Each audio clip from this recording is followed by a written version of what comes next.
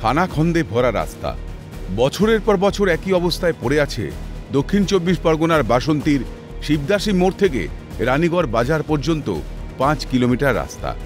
বৃষ্টি হলে চলাফেরা করা প্রায় অসাধ্য হয়ে পড়ে। রাস্তার এবড়ো খেবড়ো পাথর হাঁ করে রয়েছে বিপদের অপেক্ষায়। ফলে সমস্যায় পড়ছে স্কুল পড়ুয়া থেকে শুরু করে পথ চলতি সাধারণ মানুষ। প্রায়শই ঘটে দুর্ঘটনা। অভিযোগ, নেতারা প্রতিশ্রুতি দিলেও আজও তা পূরণ হয়নি। টোটোগুলো আর এই রাস্তায় আসে না, এখন অন্য রাস্তা দিয়ে ঘুরে ঘুরে যায়। এই যে রাস্তা খানাখন্দ অবস্থায় পড়ে রয়েছে, বর্ষা হলে যেখানে যেখানে খাড়া সেখানে সেখানে জল জমে যায়। এই রাস্তা মেরামতি হয়নি না, খুব সমস্যা না, বাচ্চা কাচ্চা হাঁটা, গাড়ি ঘোড়া ডিস্টার্ব, সব দিকে সমস্যা। খালি আসে বলে এবছরে হবে ও বছরে হবে, কিন্তু হচ্ছে না। কারা আসে? ওই যে সমাজরা আসে, নেতারা আসে, পার্টির নেতারা আসে। হ্যাঁ, ভোটের সময় তো সমস্ত নেতারাই তো প্রতিশ্রুতি দিচ্ছে যে রাস্তাটা হবে, কিন্তু কবে হবে আমরা জানি না, সেই আশায় রয়েছি।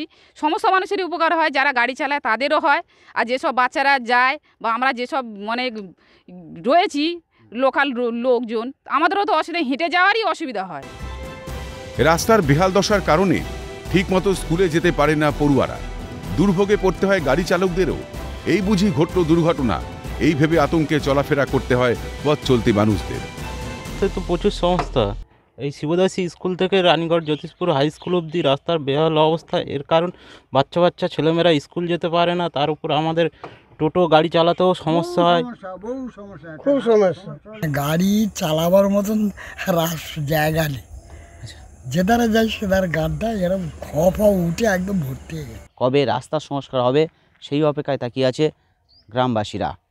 দীর্ঘদিন ধরে রাস্তা বেহাল দশা, জীবনের ঝুঁকি নিয়ে যাতায়াত করছে সাধারণ মানুষ।